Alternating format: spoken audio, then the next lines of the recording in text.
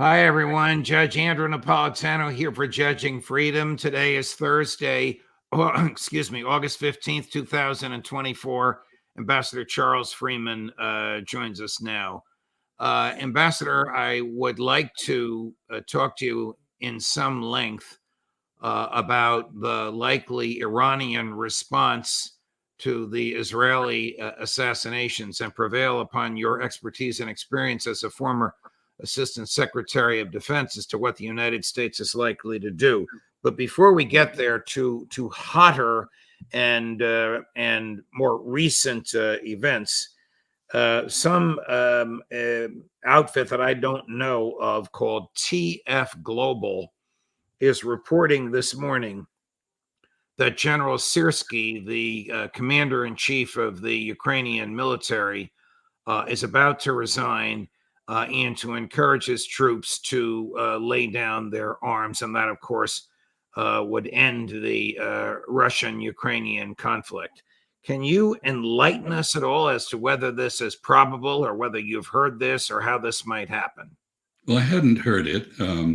It's not implausible, however, given the difficulties Ukraine is in. And the Kursk incursion bears all the earmarks of a politically directed, militarily very risky adventure. From a political point of view, it obviously bucks up Ukrainian morale, which has been badly damaged by the huge losses that Ukraine has taken. It shows Ukraine's foreign backers, United States, NATO, countries in Europe that support Ukraine, that Ukraine can still hurt Russia, which is the stated objective of this war on our side, not saving Ukraine, but isolating and weakening Russia. And third, it may take some territory for a while anyway, which could be a useful bargaining chip if negotiations actually now take place. The problem with it is that from a military point of view, it's a very risky throw of the dice. It's very unlikely that those troops who went in there, who are Ukraine's best, equipped with its best equipment from the West, are ever going to come out alive.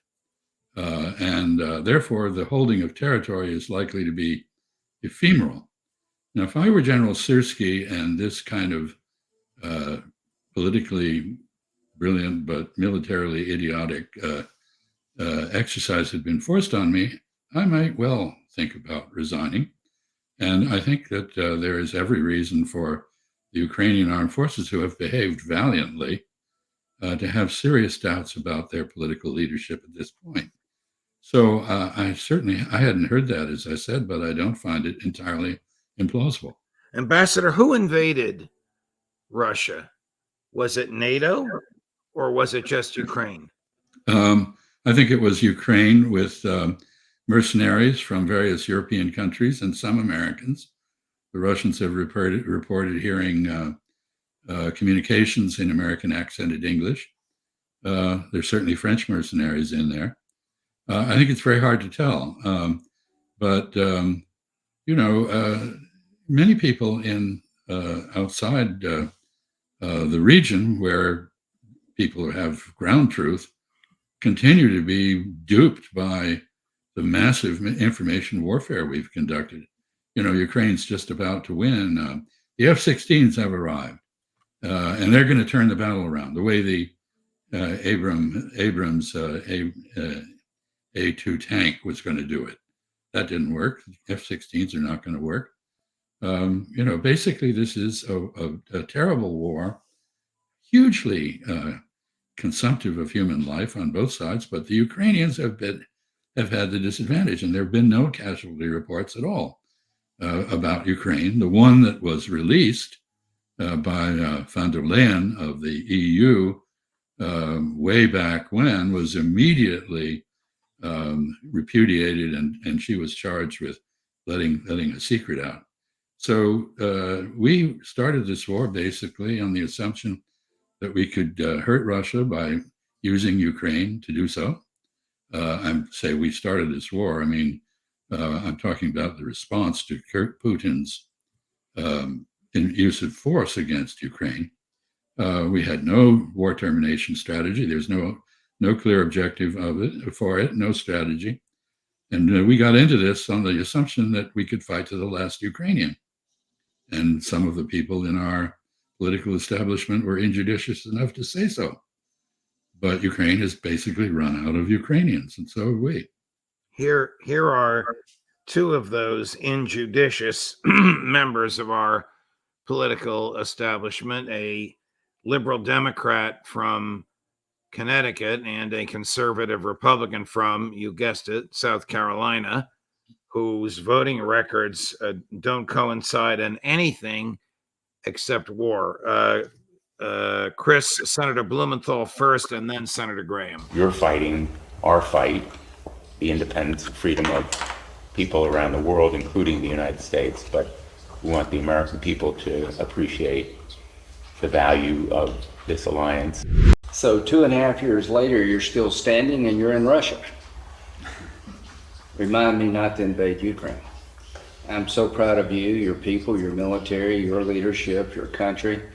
You're under siege unlike anything I've seen in my lifetime. They were predicting in Washington that Kyiv would fall in 4 days, the whole country fall in 3 weeks. Well, they were wrong.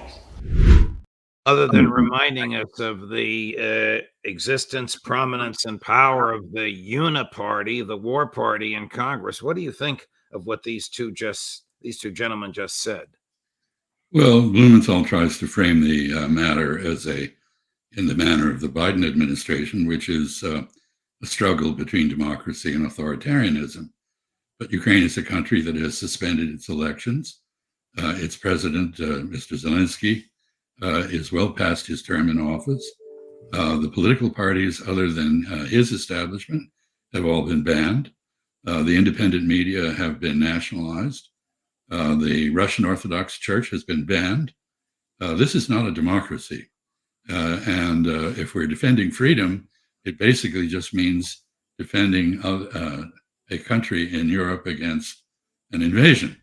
Now, we should remember, and Senator Graham reminded of this in effect, that in the run-up to this war, Russia, which had for decades been warning that it would act militarily if forced to do so, put forward a demand for a negotiation, which we rejected. We refused to talk, leaving Russia with no alternative in its mind except to use force, which it did. Oddly, at that time, we predicted Russia would use force. At the same time as we poo-pooed internally, we said, well, they wouldn't dare. They wouldn't dare. And they're incompetent and they'll be easily defeated. There's some question about what the famous halted column on the route to Kyiv was about. Some military experts have argued that it was an effort to pin down Ukrainian forces so they couldn't go to the Donetsk and Luhansk regions where Russia had joined separatists openly on the battlefield. Some thought it was, as portrayed, a serious effort to take Kyiv. I don't know what the answer is, but basically, Senator Graham chortling gleefully about the fact that Russia's now been invaded is mouthing the war talk in Washington. Right. All very consistent. Do you think that the entire invasion could possibly have come about without assistance from CIA and MI6? Second half of that question, isn't I forget what the initials are, SBK maybe, the Ukrainian intelligence service, totally subservient to and dependent upon CIA and MI6? The relationship is incestuous. I'm not sure who's dependent on whom. It is incestuous, and it is, frankly, very difficult to believe that our intelligence agencies were not involved in providing the key information to facilitate this surprise attack against a very poorly, almost undefended part of Russia. This is, as I said, you shouldn't do something on the battlefield unless you figure out how you're going to get out of it with a gain. I don't see how Ukraine comes out of this with a gain. I think it's more likely to be humiliated, and that might tie back to the story that you cited at the beginning of this conversation, to the effect that Syrski's threatened to resign and take his troops with him. Transitioning to Israel, Gaza, and Iran, can you explain the delay between the most recent of the Israeli assassinations in Iran? I mean, we talk about this one in Tehran because of the way the Mossad boasted about it, claiming the bomb had been there for a couple of months, when an eyewitness says no, a missile hit the building. And we talk about it because the person killed was the chief Hamas negotiator. But this is only the last of the Israeli assassinations in Iran, even in Tehran, the capital of Iran. Can you justify militarily, diplomatically, or even philosophically the delay between this last assassination and today, and during which there's been no retaliation? I wouldn't try to justify it, but I can explain it. Please. It is very clear that this is a complex situation, policy choices for both Iran and Hezbollah and the remainder of the so-called resistance, meaning the Houthis, Iraqi militias, the Syrians, and others. A very complex decision because they know that the reason Mr. Netanyahu did this very provocative set of assassinations in South Beirut and in Tehran, calculated to be maximally insulting to the two regimes concerned, is to widen the war.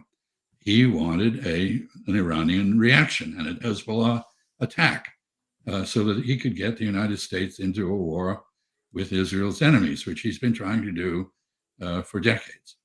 So it's not surprising in this circumstance, faced with the possibility of getting into a war with the U.S. that neither of them want, that Iran and Hezbollah would both take their time to deliberate and coordinate. And here I want to I want to speculate on something. There is a classic Chinese military aphorism which may apply, because war depends on surprise, and most often that depends on deception. And so the Chinese aphorism is no repetition of a winning move. In other words, if you've done it before and it worked, don't do it again, because the other side will be prepared for it. So I don't think it's very likely we're going to see a repetition of the April 1st drone, cruise missile, and hypersonic ballistic missile attack on Israel. That would bring the United States maybe into the war, which they don't want to do. And I think it's much more likely, therefore, that they will retaliate. Their reprisal will take the form of symmetric, proportionate response. And what is that? Assassinations. Now, Iran has been subject to multiple assassinations, as you mentioned. And the best book on the Israeli policy of assassinating people, which goes back to before Israeli independence,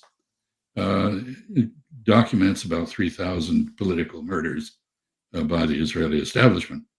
And up to now, both Hezbollah and Iran have refrained from answering in kind, I think for multiple reasons, one of which is religious scruples.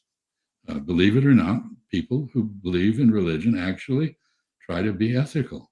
We're not seeing much evidence of that in Israel at the moment, but it is the case both in Tehran and in Beirut. Second reason is practical. They know that the Israelis always retaliate in an unproportionate fashion, and the risk has been thought to be too high. But under these circumstances, I think that red line, or those red lines, may have been crossed. Very interesting. If there is retaliation, and if it's more massive and less surgical than you've just suggested, can you inform us of what tools are available to the Iranians that were recently delivered by Moscow? My understanding, which is not that well informed, what I've heard is that the deliveries had to do with electronic warfare, that is, equipment to fox out the GPS system and other components of an attack on Iran by either Israel or the United States, and that it also included missile defenses against an attack. So what we have managed to do by maximum pressure on Iran, repudiating the UN Security Council approved JCPOA, the nuclear deal, and putting pressure simultaneously on Russia and China is to draw the Russians and the Iranians into close cooperation, where Iran has supplied Russia with increasing numbers of drones and other means of attacking Ukrainian forces, and Russia has reciprocated by upping its military support for Iran. One complication here: nobody except Mr. Netanyahu and the other yahoos around him wants a wider war. So Mr. Shoigu, Sergei Shoigu, the national security advisor in Moscow, went to Tehran not only accompanied by weapons deliveries, but also with a letter from President Putin offering his services as a mediator between Tehran and Israel, between Iran and Israel. And Russia can do this because, unlike the United States, it very sensibly maintains contact with everyone. We shun people, ostracize them, and thereby make ourselves diplomatically irrelevant, leaving ourselves with nothing but a military means of signaling our intent or our opposition to potential action by an adversary, and being unable to play any role in peacemaking. Ambassador, does Iran have nuclear weapons? Well, the intelligence agency all say that it doesn't. And I believe the latest findings by the intelligence community, both in Israel and here, confirm that Iran does not have an active nuclear weapons program. What it does have is an enrichment program, which could enable it to go nuclear on a fairly rapid basis. So it is like Japan, it is a latent nuclear power. But again, the religious factor is important here. During the Iran-Iraq War, the Republican Guard, the Iranian Revolutionary Guard, confronted with chemical warfare from Iraq, from Saddam Hussein, repeatedly petitioned the Iranian leadership to be allowed to develop chemical weapons to counter Iraq. And it was turned down. There was a fatwa, a religious declaration, saying that it was haram, it was illegal, it was forbidden in Islam to have weapons of mass destruction. And that fatwa stands. So we are pushing Iran closer and closer to setting that aside, but there's no evidence that it has yet. If Hezbollah and Israel get into a major confrontation and Iran aids Hezbollah and Russia aids Iran and the United States aids Israel, are we in another proxy war of the U.S. against Russia? Well, we could be. I think it's important to note here that Hezbollah has its own calculations and its own autonomy. It is supported by Iran. It is used by Iran, but it is an independent actor, much as the Houthis are. So the likelihood that there would be a coordinated, the worst scenario, of course, is, as you suggest, that Iran, the Houthis, Hezbollah, Syria, Iraqi militias simultaneously attack Israel, in which case we're in a major war that neither the United States nor Russia should want. And it's conceivable that the Russians could get dragged into that. It's pretty likely that we would be. And it would be horrendous. Of what would the American assistance consist in that type of war? Surely not 5,000 Marines on the ground. I suspect not. But we've deployed a major flotilla, a naval flotilla, just off the shores of Israel and Lebanon.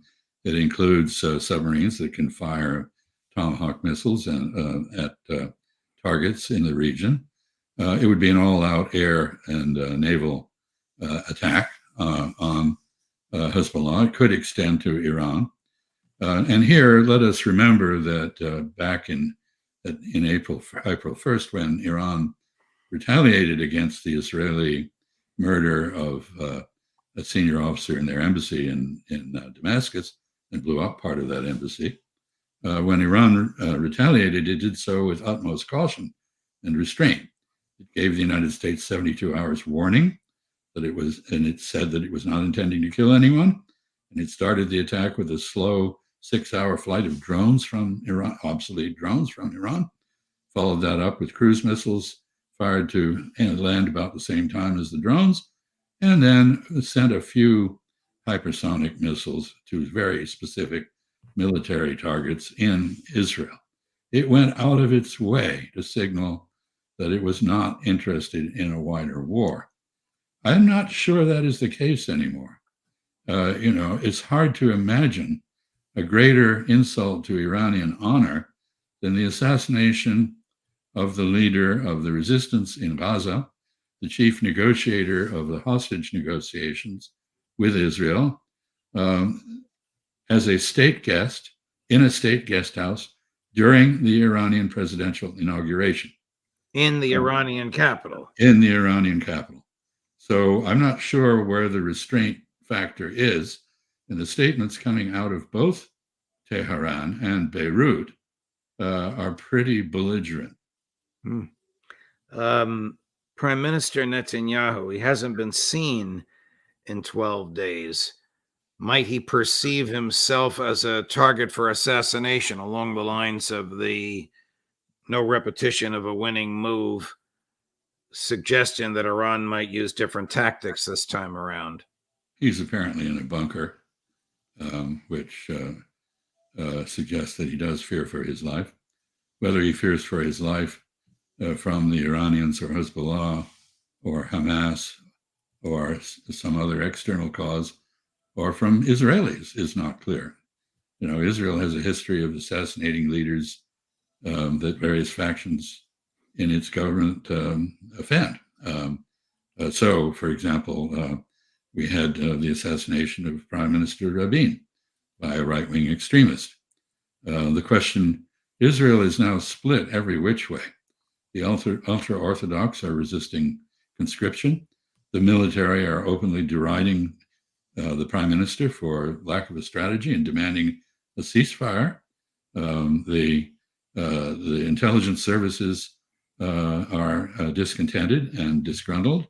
The hostage families are upset by Mr. Netanyahu's clear lack of interest in a serious negotiation to obtain their release.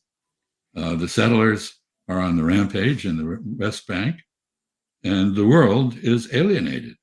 Israel has now become such a pariah that it is almost universally regarded as the quintessentially evil state, a terrorist state that conducts terror against the people that it controls, rules by terror, and that applies terror as a mechanism for deterrence of its neighbors, and that has no interest in making peace with the indigenous Palestinian population or making a peace with its neighbors. Every single peace that Israel has gained has been the result of an American initiative. That was the case with the Camp David Accords. It's the case with Jordan. It was the case with the Oslo agreements. It was the case with the so-called Abraham Accords. Israel has never put forward a single proposal for peace. Why? Because it wants land, not peace. Even the New York Times admitted or acknowledged, wasn't an admission, stated 2 days ago on the front page that Netanyahu keeps upping the ante. Once there's an agreement on the table, the Israelis demand more. He doesn't want a ceasefire, does he? Because he knows if there's a ceasefire, the right-wing extremists in his government will leave the government and he won't have a government. Yeah, that is correct. A good deal of what's going on has to do with his egocentric protection of himself from criminal charges for corruption, which he would face the instant he lost his immunity as prime minister. But I think, here we have to admit that the U.S. is now negotiating in Qatar, in Doha, with the Israelis only. The Palestinians have suspended their participation in hostage negotiations for precisely the reason you mentioned. That is, every time there is an agreement, the Israelis come back with additional terms. Every time there is an agreement, the Israelis insist on the right not only to not release Palestinian hostages whom they hold, in the many thousands, but to resume the war in Gaza at their will, whenever they want. So basically, the Israelis are asking for Hamas to give up its only leverage, which is the hostages, in return for absolutely nothing. And to add insult to injury, Israel has consistently said that it planned to murder, assassinate, all of the leadership of Hamas, regardless of how the negotiations turned out. Well, this is an offer that it's pretty easy to refuse. You mentioned the negotiations in Doha. On August 13th, which is 2 days ago, one of the right-wing extremists, Itamar Ben-Gvir, the rough equivalent of the head of the FBI in Israel, led a few thousand right-wing extremists into the Al-Aqsa Mosque, a place that is designated by law for Islamic worship only. He stopped to talk to the camera, and in those comments said, "We shouldn't even be in Doha or Cairo." Chris, cut number 10. We are at the Temple Mount on Tisha B'Av. Today we commemorate the destruction of the temple, but we must also honestly acknowledge that there is significant progress here regarding the governance and sovereignty. The sight of Jews praying, as I said, our policy is to permit prayer. But I'll say something else. We must win this war. We must win, not go to summits in Doha or in Cairo, but defeat them. Bring them to their knees. That's the message. We can defeat Hamas, bring it to its knees. Now, I suggest to you that the intended recipient of that message was not the Israeli public or the American public or even the network that the camera person works for, but Benjamin Netanyahu. Very likely. And it is an indication of the disunity of this cabinet. It's also an indication of what we're up against. The same man, Mr. Ben-Gvir, watched a live stream sodomization of a Palestinian prisoner. Israel TV has had an open debate about whether it is appropriate to sodomize prisoners and concluded, yes, it is. Majority agree. So what we're dealing with is a government that is a sociopathic government, and Mr. Ben-Gvir is the chief sociopath, although there are others. Ambassador Freeman, thank you for your time. No matter what we talk about, it's a privilege to be able to pick your brain. Much appreciated, my dear friend. I hope you can come back and visit with us again next week. Hope you can pick a better topic, a happier topic.